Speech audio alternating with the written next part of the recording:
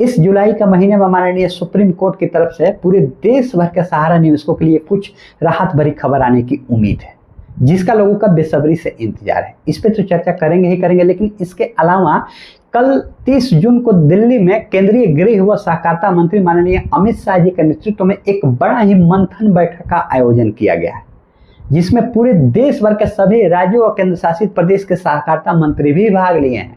जिसकी पूरी media coverage हुई है दिन भर, जैसे कि आप यहाँ तस्वीरों में देख सकते हैं। इसमें कुछ महत्वपूर्ण निर्णय लिया गया है जो देश की आम जनता के हित में हो सकता है। इसके बारे में आगे हम आपको बताएंगे। अमर उजाला की एक रिपोर्ट है, जैसे कि आप यहाँ तस्वीरों में देख सकते हैं।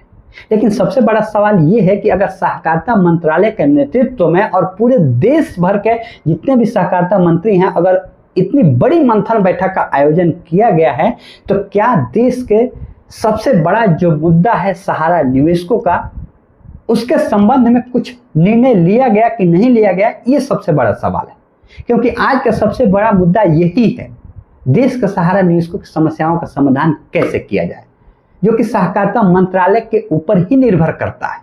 कहीं ना कहीं अगर गांव को ऊपर लाने की जिम्मेदारी सहकारिता मंत्रालय की है, तो अगर देश के सहारा निवेशकों की समस्याओं का समाधान किए बगैर आप गांव को ऊपर नहीं ला सकते, क्योंकि गांव की एक बड़ी आबादी इससे पीड़ित है। इस पे क्या कुछ चर्चा हुआ है? क्या अगर पूरे देश भर के सहकारिता मंत्री अगर इस इतनी बड़ी मंथन बैठक में अगर भाग लिए हैं, तो क्या आपने राज्यों के सहारा निवेशकों के मुद्दे को उठाए कि नहीं उठाए? सबसे बड़ा सवाल ये है। इस पे आगे हम चर्चा करेंगे कि भाई अमर उजाला की रिपोर्ट क्या कह रही है, माननीय अमित शाह जी ने क्या कहा है मंथन बैठक संपन्न होने के बाद। इसकी तमाम रिपोर्ट हम दिखाएंगे। इसके लिए पूरे वीडियो को लास्ट तक जरूर देखिएगा। चैनल पे अगर नए हैं सब्सक्राइब कर लीजिएगा और वीडियो को भी एक लाइक कीजिए यार। आपका एक लाइक हमारे मेहनत और मोटिवेशन के लिए बहुत ही जरूरी है। और बहुत सारे लोग हमारे वीडियो को देखते हैं, मैं जानता हूं, लेकिन लोग शेयर कम करते हैं यार। शेयर कीजिए तमाम ग्रुपों में, ताकि ये सारी जानकारियां सभी जरूरतमंद लोगों तक पहुंचे। ये आपकी जिम्मेदारी है। चलिए सबसे पहले हम बात कर लेते हैं इस बड़ी मंथन बैठक की। इसके बाद हम माननीय सुप्रीम कोर्ट पे भी चर्चा करेंगे कि क्या इस महीने कुछ अपडेट आ सकता है देश के सारे निवेशकों के हित में। चलिए जैसे कि यहाँ देख सकते हैं तस्वीरों में, मैं आपको स्क्रीनशॉट लगा देता हूँ। अमर उजाला की ये रिपोर्ट है। इतनी बड़ी मंथन बैठक अगर किया गया है सहकारिता मंत्रालय के नेतृत्व में, तो जिससे कि आपको साफ पता चलता होगा कि भाई ये बैठक इसके लिए होता है कि गांव को और कैसे प्रगति किया जा सके, आगे और कैसे लाया जा सके। क्योंकि गांव को बिना विकसित किए आप देश को विकसित नहीं कर सकते हैं। जैसे कि इस मंथन बैठक की समापन के बाद माननीय अमित शाह जी यहाँ पे क्या बोले हैं, जैसे कि देख सकते हैं। अमित शाह जी बोले, राष्ट्रीय सहकारिता नीति जल्द राज्य अपने हिसाब से बदल सकेंगे। 5 साल में हर गांव में बनेगी समिति। अगले 5 सालों में हर गांव में समिति बनाने की पूरी तैयारी की जा रही है। इस पे मंथन बैठक हुई है। तो मेरा सवाल ये है कि भाई जो पहले से समितियां बनी हैं उसमें और सुधार कैसे किया जाए।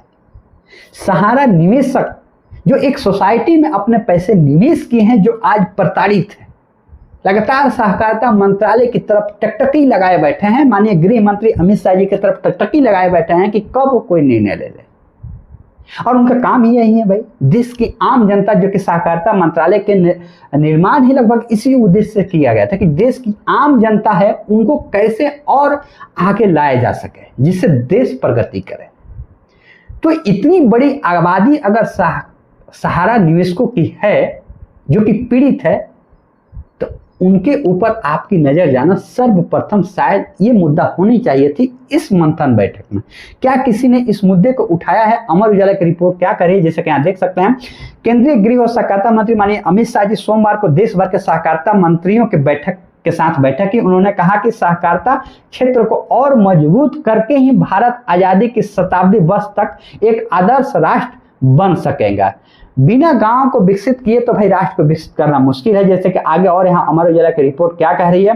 केंद्र सरकार जल्द ही राष्ट्रीय सहकारिता नीति की घोषणा करेगी, जो 2025 से लेकर 45 तक यानी आजादी के शताब्दी वर्ष के कुछ समय पहले तक अमल करेगी। इस राष्ट्रीय सहकारिता नीति के आधार पर सभी राज्यों को अपनी जरूरतों के अनुरूप सहकारिता नीति तैयार करने का लक्ष्य भी तय कर सकेंगे। अब अलग अलग नीति तय करने का अधिकार राज्यों को दिया गया है कि भाई आप अपने हिसाब से नीतियां तय कर सकते हैं। तो यहाँ पे जितने भी सहकारिता मंत्री भाग लिए थे राज्यों के, उनको तो अपने राज्यों के न्यूज़ के मुद्दे को उठाना चाहिए थे। क्या उठाया उन्होंने? आगे अमर उजाला की रिपोर्ट क्या करिए जरा देख लेते हैं। प्रधानमंत्री नरेंद्र मोदी ने देश में पुराने सहकारिता के संस्कार को पुनर्जीवित करने के साथ साथ नए परिप्रेक्ष्य को ध्यान में रखकर ही सहकारिता मंत्रालय की स्थापना की थी। अच्छी बात है भाई, होनी भी चाहिए। शाह ने कहा कि मोदी सरकार का लक्ष्य है अगले 5 साल में देश में एक भी गांव ऐसा न रहे जहां एक कोई कोऑपरेटिव न हो। लो, हर एक गांव को कोऑपरेटिव से जोड़ने की लक्ष्य रखा गया है अगले 5 वर्षों में। लेकिन सबसे बड़ा सवाल है कि जो लोग कोऑपरेटिव से, जो गांव कोऑपरेटिव से जुड़ा है, उसमें देश की एक बड़ी आबादी पीड़ित है। उसको लेकर के आपने क्या निर्णय लिया? एक इस मंथन बैठक में तो निर्णय लेने की जरूरत थी कि नहीं थी? आगे और उन्होंने क्या कहा है जरा ये देख लीजिए। जैसे कि यहाँ देख सकते हैं कि सामाजिक परिवर्तन एक नया परिदृश्य सामने आएगा। अगर मोदी सरकार इस लक्ष्य में अगर आप काम करेगी तो एक सामाजिक परिवर्तन देखने को मिलेगा। इस जैसे कि लगभग 60 से 70 करोड़ लोग ऐसे थे जिनके पास कई पीढ़ियों तक जीवन जीने की मूलभूत सुविधाएं नहीं थी, जैसे कि शौचालय हो गया, पीने का पानी, अनाज, स्वास्थ्य, गैस सिलेंडर वगैरह वगैरह। इन सारी चीजों को सुधार करने का लक्ष्य निर्णय लिया गया। अब इसके अलावा आगे सहकारिता मंत्रालय कैसे देश की आम जनता की जीवन को बदल सकता है।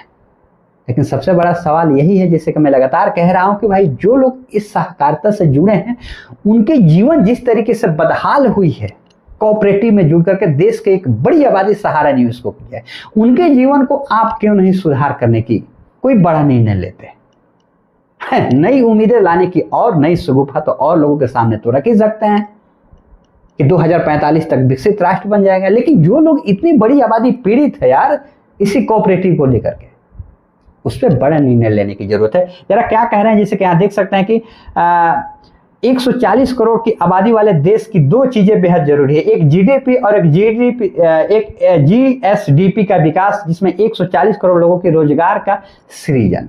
भाई रोजगार तो जरूरी है ही है, लेकिन जो लोगों ने अपनी रोजगार की पूरी कमाई निवेश कर दिया उनका क्या, इस पे जरूरी है। तो ये एक बड़ा बैठक किया गया।